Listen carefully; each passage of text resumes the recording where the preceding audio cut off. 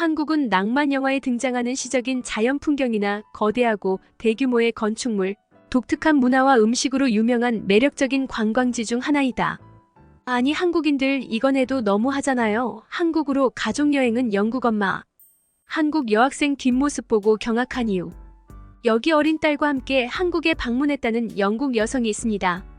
그리고 그녀는 충격적인 차림을 한 채로 길거리를 활보하고 다니는 한국인들을 보고 그 즉시 못 볼 것을 봤다는 듯 자신의 어린 딸의 눈을 가려버리는데요. 그러나 어떤 한국인 무리가 다가와 뭔가를 가리키며 한마디를 건네자 그녀는 이내 얼이 빠진 표정으로 그럴 수는 없다며 중얼대고 맙니다.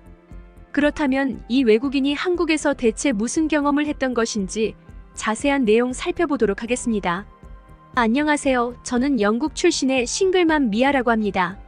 저는 딸 에밀리를 키우기 위해 정말 밤낮 없이 일하고 있는데요. 최근에는 그렇게나 밝았던 딸 에밀리의 표정이 몹시 어두워져서 걱정이 이만저만이 아니랍니다. 아무래도 에밀리는 초등학교 입학을 앞두고 긴장을 한 모양이었는데요. 그래서 저는 그런 에밀리의 기분을 풀어주고자 오랜만에 휴가를 내서 해외여행을 다녀오기로 했습니다. 그리고 여행지는 자연스레 한국으로 정해지게 되었죠. 아무래도 아이와 함께 떠나는 여행이다 보니 저는 자연스레 치안을 가장 중요한 요소로 생각하기도 했고 에밀리는 매번 한국 드라마만을 전문적으로 방영해주는 TV 채널만을 뚫어져라 시청하곤 했거든요. 한국 드라마는 남편이 떠난 이후 매번 우울해하기만 하던 에밀리에게 웃음을 찾아준 고마운 존재고 어쩌면 이번 한국 여행도 에밀리를 다시금 밝은 소녀로 되돌려줄 수도 있을 테죠. 그렇게 저희의 한국 여행은 시작되었습니다.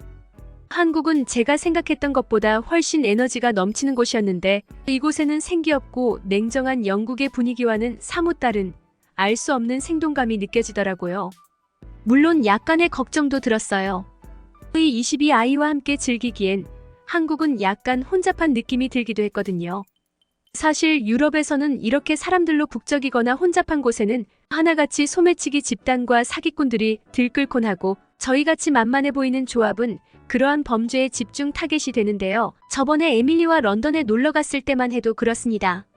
제가 에밀리를 돌봐주느라 정신이 팔린 사이 소매치기가 제 지갑을 털어가 버려서 그날은 정말 밥도 못 먹고 숙소에서만 있어야 했거든요. 저는 그날 배가 고파서 힘없이 땅바닥만을 응시하는 에밀리를 보며 사회적 약자일수록 그리고 조금이라도 만만해 보일수록 빼려는커녕 오히려 털어먹으려고 혈안이 든 영국의 무정한 분위기에 학을 떼버리기도 했습니다. 그러나 한국은 조금 달랐어요. 한국은 많은 사람들이 지나다니는 길에도 당연하다는 듯이 개방형 상점들이 즐비해 있었고 이 상점들은 하나같이 야외 가판대를 설치해뒀음에도 도둑에 대한 그 어떠한 대비도 하지 않고 있는 모습을 보여주고 있었거든요. 심지어 에밀리가 목이 마르다고 칭얼대서 들어간 편의점에서는 한국인들이 물건을 들고 계산대 앞에서 줄을 서 있는 거 아니겠어요? 저는 이러한 황당한 상황에 도대체 이들이 뭐하고 있는 건가 싶었는데 곧 이러한 행동의 이유를 깨닫고 엄청난 충격을 받고 말았습니다. 왜냐하면 한국인들은 잠시 화장실에 다녀온 편의점 직원을 기다리고 있었던 거였거든요. 어떻게 직원이 가게를 비우고 화장실에 다녀올 수가 있단 말인지 제겐 이러한 상황 자체가 몹시 황당하게 다가왔습니다. 영국에서는 직원이 가게를 지키고 있어도 아랑곳하지 않고 물건을 털어갈 뿐만 아니라 새벽 사이에 가게 간판을 떼가서 철물점에 팔아버리는 전문적인 조직까지 존재하는 상황인데요. 그러나 한국에서는 야외 가판대뿐만 아니라 직원이 가게를 비워도 아무런 일도 생기지 않는다니 저는 한국인들의 시민의식 수준은 적어도 영국보다 5수는 앞서 있다는 생각을 하게 되었습니다. 그렇게 편의점에서 나온 저희는 매우 안전하게 한국 이곳저곳을 구경했는데요. 에밀리는 TV로만 보던 한국에 직접 오게 되었다는 사실이 너무나도 기쁜지 정말 오랜만에 밝은 미소를 보이며 무척이나 설레하더라고요. 또한 에밀리는 한국의 길거리 음식을 어찌나 먹고 싶어 하던지 길거리에 떡볶이를 판매하는 차량만 보이면 앞도 제대로 안 본 채 떡볶이에만 집중해서 몇 번이나 넘어질 뻔하기도 했습니다. 사실 영국의 길거리 음식은 위생적으로 전혀 관리가 되지 않고 있기 때문에 저는 에밀리의 간절한 눈동자를 애써 무시하려고 했는데요. 그러나 자식 이기는 부모 없다고 결국 저는 에밀리에게 길거리 음식을 사줘야 했습니다.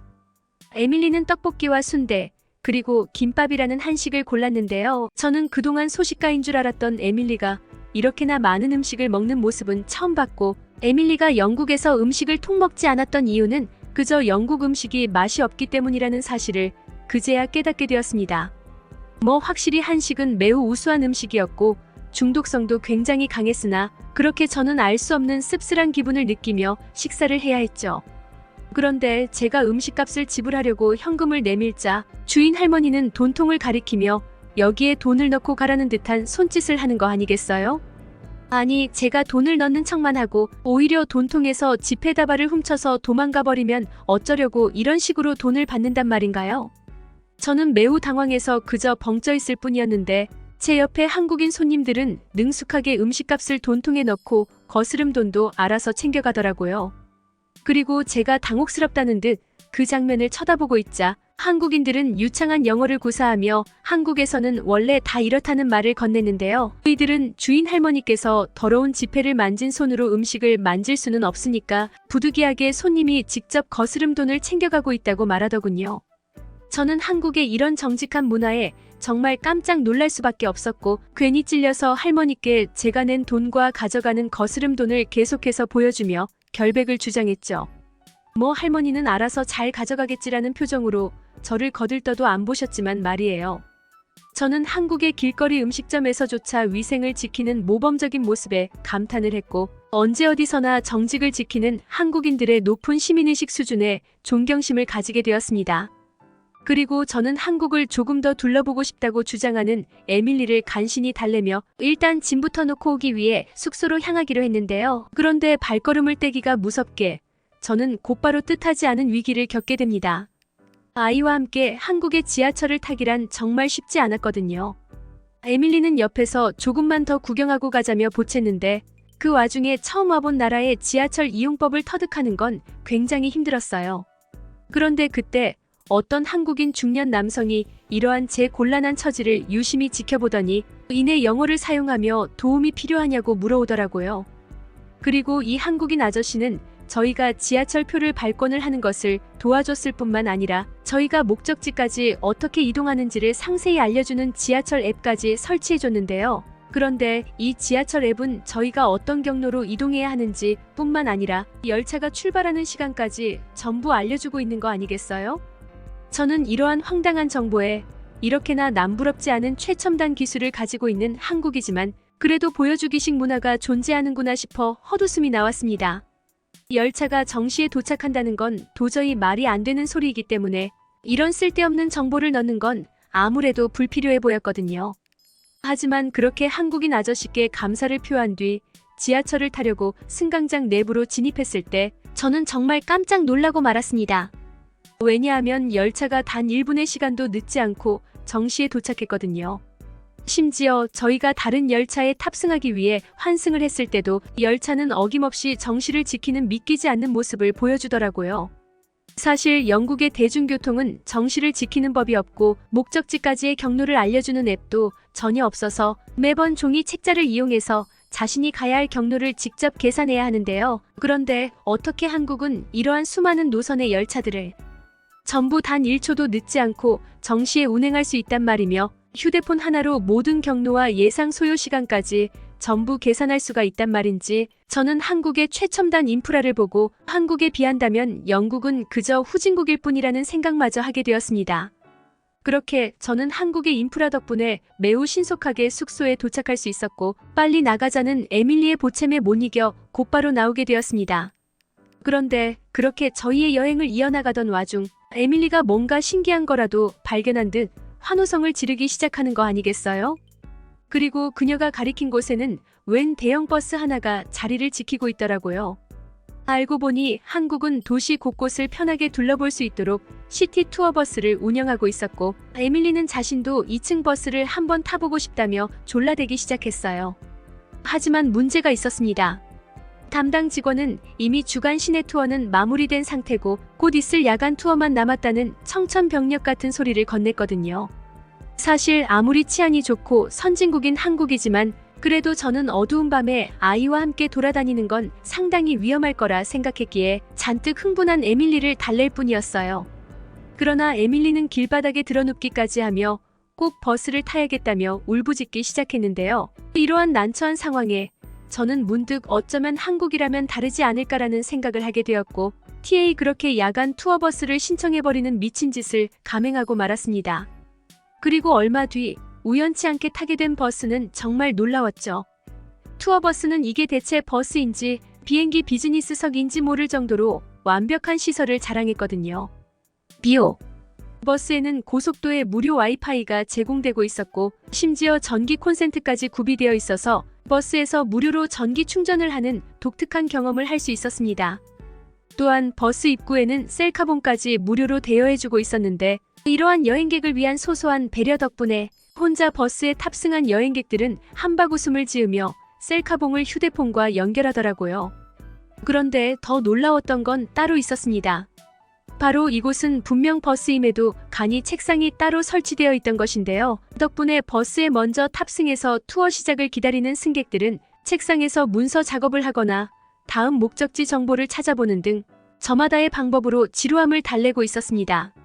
영국의 투어버스는 승객의 편의성이라고는 눈곱만큼도 고려하지 않고 그저 한정된 공간 안에 최대한 많은 승객들을 집어넣도록 설계되어 있는데요. 그래서 불편한 자리 때문에 투어 중에 여행객들끼리의 패싸움이 벌어지는 경우도 작고 가끔 현지인으로서 2층 버스에 탑승한 여행객들을 보다 보면 이들이 시내 투어를 하는 건지 아니면 움직이는 감옥에 갇혀서 옴짝달싹을 못하고 있는 건지 헷갈리기까지 할 지경입니다. 2010XX 하지만 한국의 투어버스는 수준 자체가 달랐고 그렇게 저희는 약간의 기다림 끝에 투어를 시작하게 되었습니다. 시티 투어버스를 타고 한국을 둘러보니 관광지 위주로 다녔던 조금 전과는 달리 한국에 감춰져 있던 아름다운 모습이 보이기 시작했는데요. 한국은 굳이 관광지가 아니더라도 산책길이나 아파트 단지도 잘 꾸며놔서 굉장히 매력적이더라고요. 그리고 길가나 골목길에는 가로수나 조경시설, 산책로 등이 조화롭게 설치되어 있었고 특히나 거리에서 쓰레기를 전혀 찾아볼 수 없다는 점은 굉장히 인상 깊었습니다. 영국의 골목길에는 어김없이 쓰레기 천지에 노상방류로 인한 젖은 땅과 악취 때문에 엄청난 불쾌감을 주고 있는데요. 한국은 골목길마저 매우 안전해 보였고 깨끗하게 관리되고 있었습니다.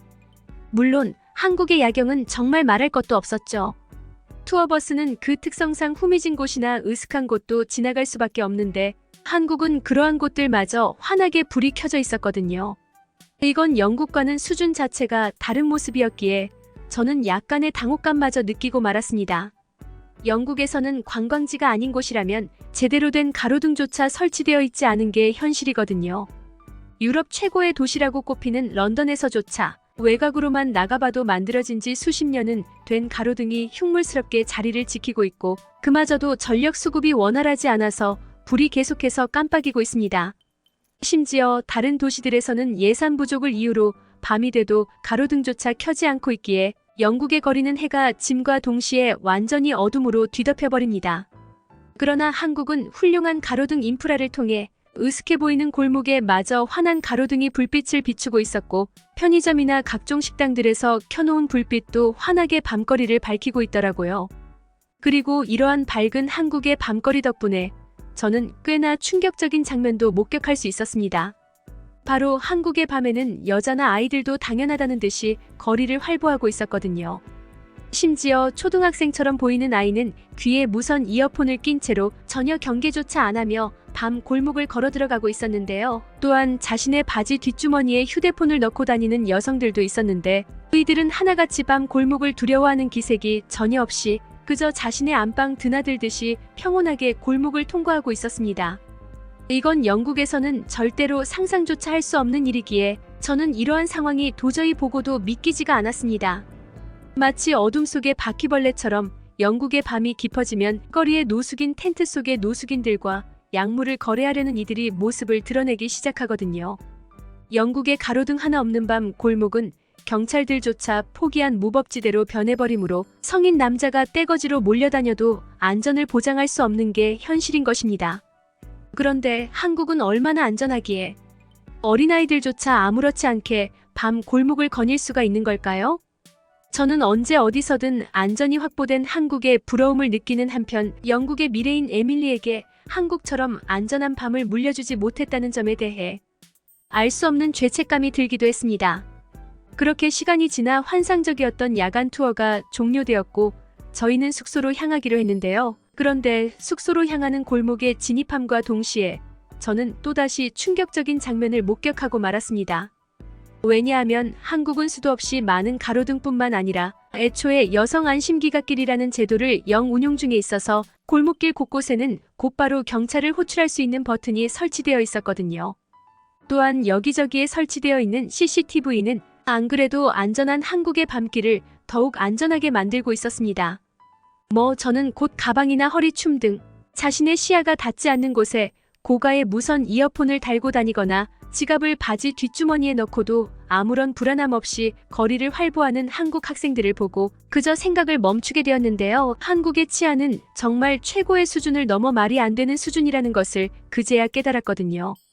영국에서는 귀에 꼽힌 무선 이어폰도 억지로 훔쳐가는 상황이고 메고 있던 가방 자체를 칼로 찢어가며 물건을 빼가는 게 일상인데요. 한국은 제발 훔쳐가달라고 애원을 하는 행동을 함에도 아무도 남의 물건을 손대지 않는 모습을 보니 이 나라는 유럽인들이 이해하기에는 너무나도 선진적인 국가라는 생각이 들었습니다. 나중에 에밀리가 자녀를 낳을 때쯤에는 유럽이 한국의 발끝이라도 따라갈 수 있을까요? 한국은 정말 도저히 믿기지가 않는 나라라는 생각이 듭니다. 한국은 아직도 세계에서 가장 안전한 나라 중 하나로 알려져 있습니다. 2019년 안전도시지수 세이프 시티즈 인덱스에 따르면 대한민국의 수도 서울은 세계에서 가장 안전한 도시 60곳 중 8위를 차지했습니다.